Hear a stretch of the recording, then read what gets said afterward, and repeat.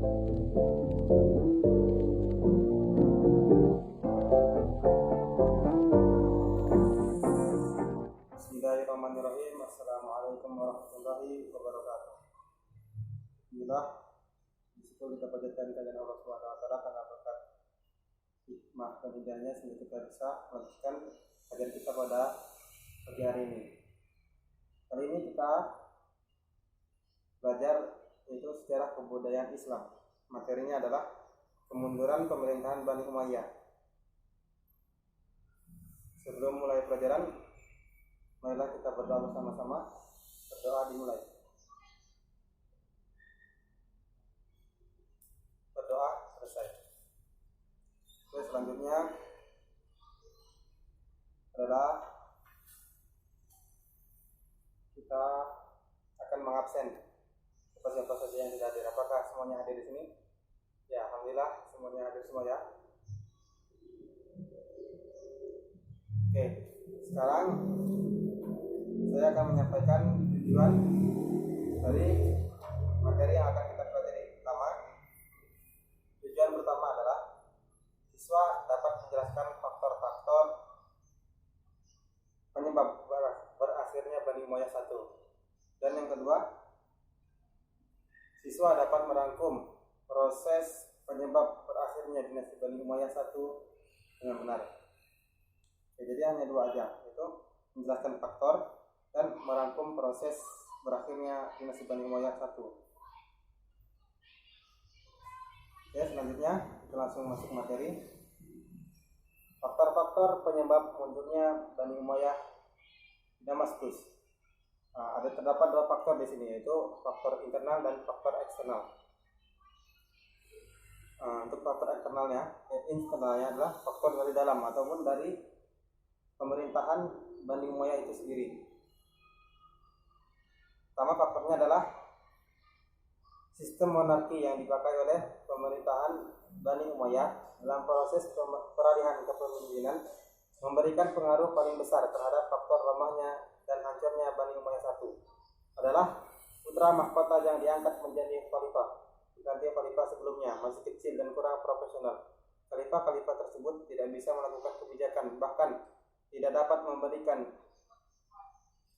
suatu pemikiran untuk perkembangan pemerintahan ke depannya.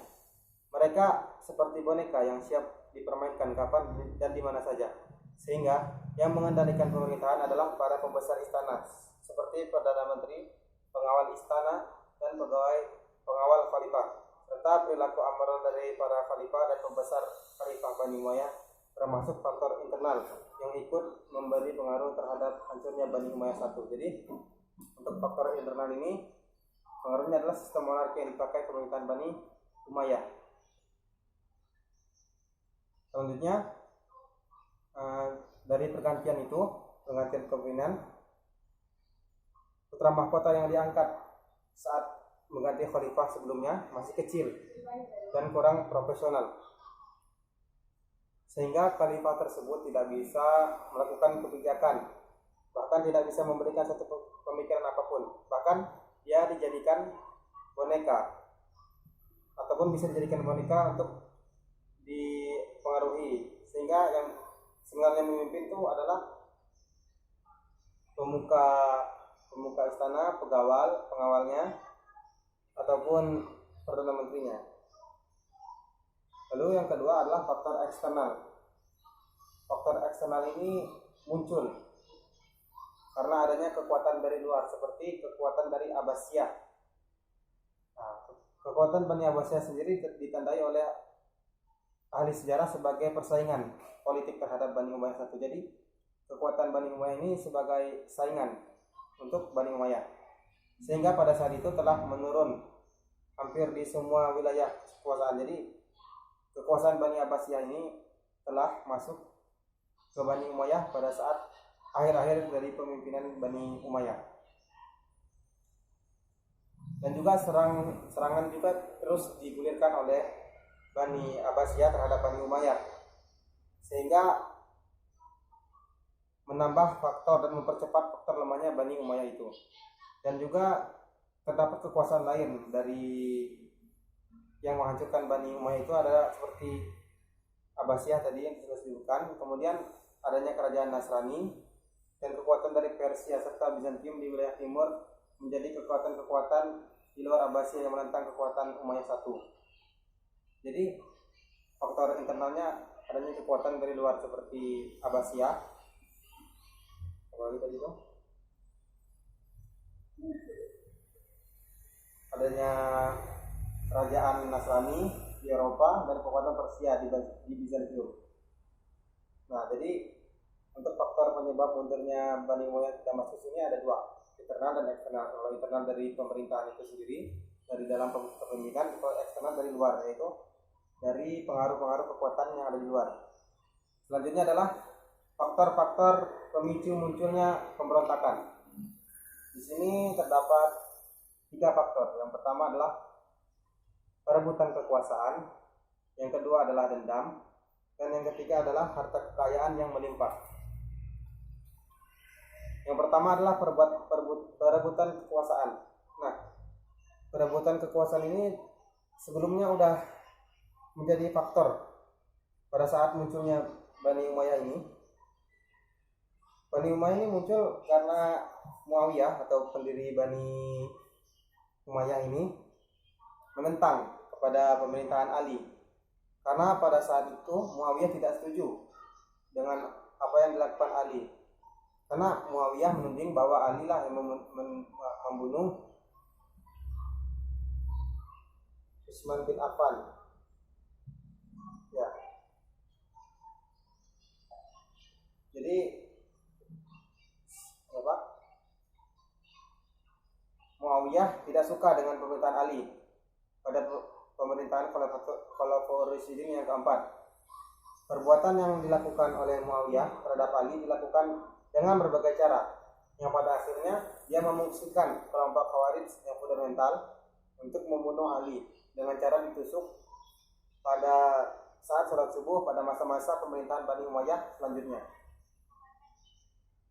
Pemberontakan terjadi hampir setiap pemerintahan ataupun khalifah yang berkuasa, seperti pemberontakan dari gerakan Syiah, pemberontakan dari Abdullah bin Zubair dari kelompok Khawarij, Mu'tazilah, Jabariyah, dan Qadariyah.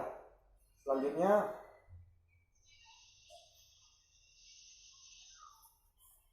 faktor yang munculnya pemberontakan adalah dendam.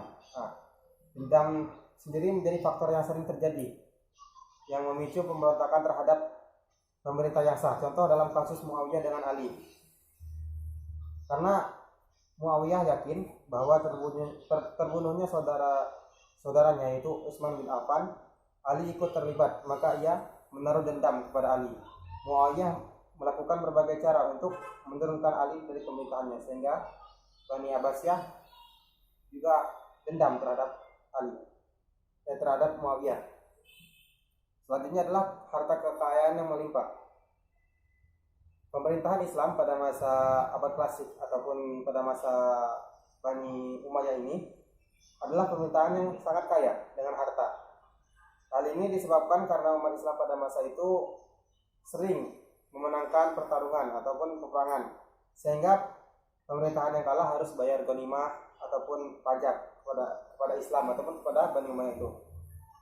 Karena di Baitul Mal tersimpan harta yang banyak, maka sering menjadi perebutan bagi umat Islam untuk berkuasa. Selanjutnya kita akan masuk kepada proses runtuhnya Bani Umayyah di Damaskus.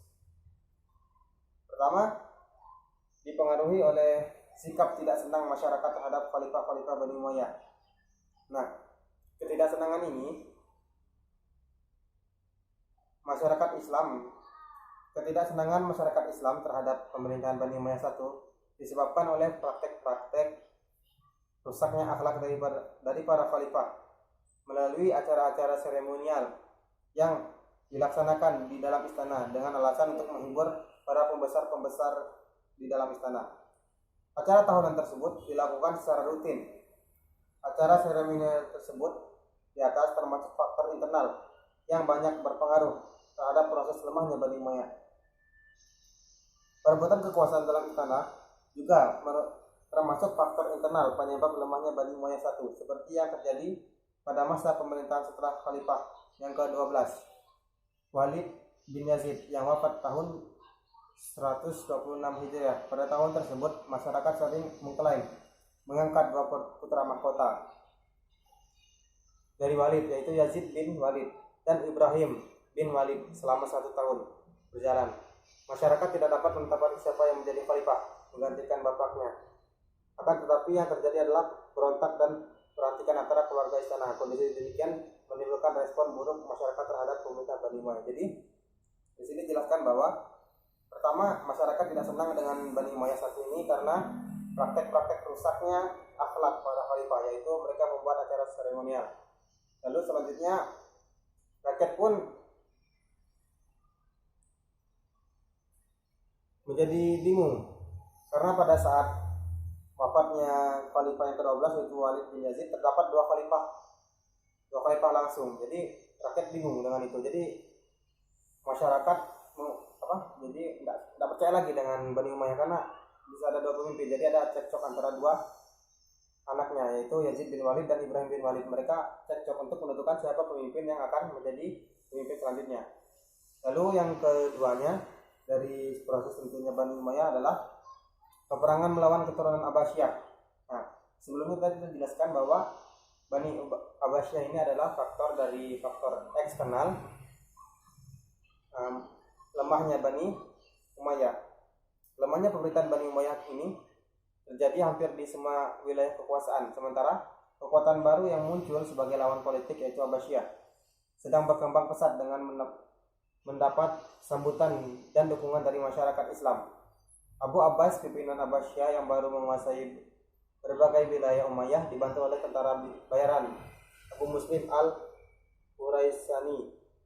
Bani Umayyah satu hanya bisa bertahan di daerah Al-Zab, wilayah pesisir Laut Merah, berseberangan dengan pesisir Laut Nil, Sungai Nil. Pertemuan kedua belah pihak tidak bisa dielakkan dan dalam pertempuran itu Bani Umayyah satu kalah dan khalifah terakhir ke-14 Marwan bin Muhammad melarikan diri ke Mesir. Marwan dikejar oleh pengikut Abu Abbas, kemudian ditangkap dibunuh di Mesir. Mayatnya Marwan dikembalikan ke Madinah dan dikuburkan di Madinah. Kekalahan Bani Umayyah satu di Al-Azab sekaligus mengakhiri masa pemerintahan Bani Umayyah satu, sekaligus diproklamirkan diberinya kekuasaan baru yaitu Bani Abbasiyah. Jadi proses berakhirnya Bani Umayyah ini adalah saat dia kalah melawan Bani Abbasiyah dalam peperangan, yaitu dalam pertempuran Azab yang terjadi pada tahun 1302 Hijriah.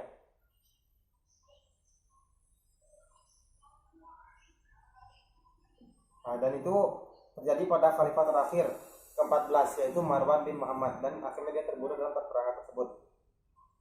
Nah,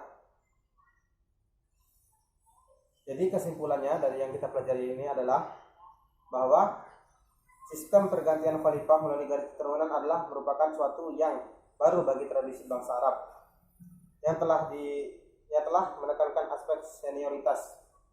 Pengaturannya tidak jelas dan menyebabkan terjadinya persaingan tidak sehat di kalangan istana. Jadi karena pergantian pemerintahan ini melalui garis keturunan sehingga banyak terjadinya persaingan yang berlomba-lomba untuk menjadi pemimpin. Jadi misalnya si pemimpin itu punya anaknya ada dua. Jadi anaknya ada dua ini mereka berebut untuk mendapatkan siapa yang pantas jadi pemimpin. Seperti misalnya anak A ini dan B ini saling berlomba-lomba untuk mendapatkan kepemimpinan yang didapatkan oleh ayahnya.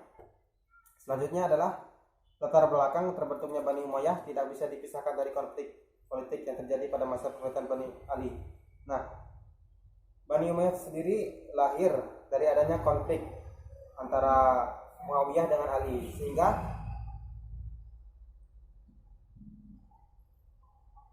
sangat jelas bahwa pemerintahan Bani Umayyah ini sebenarnya tidak sah karena dia memberontak pada Ali.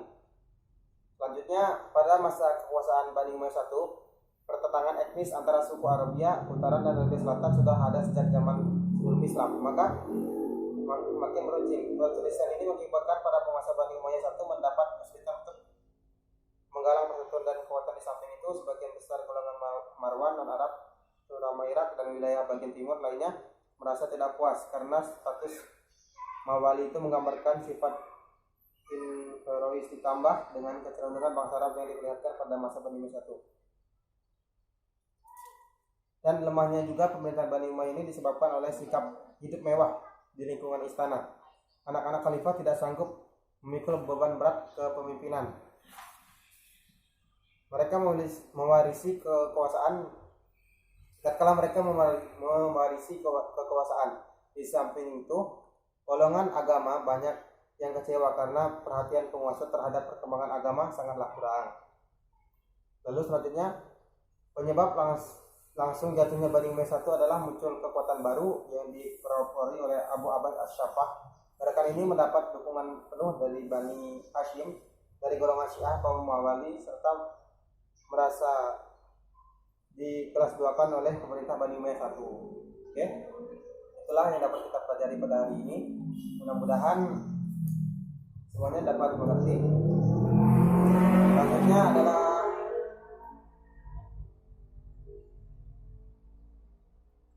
evaluasi. Jadi Bapak akan memberikan kalian tugas karena waktunya yang kurang, mungkin tugas yang bisa dikerjakan di rumah. Silakan dikerjakan tugas yang setelah Bapak kasih tadi sebelumnya. Nah, demikian apa yang dapat kita pelajari hari ini. Mudah-mudahan apa yang kita pelajari ini bisa bermanfaat dan mudah-mudahan anak-anak semua bisa paham.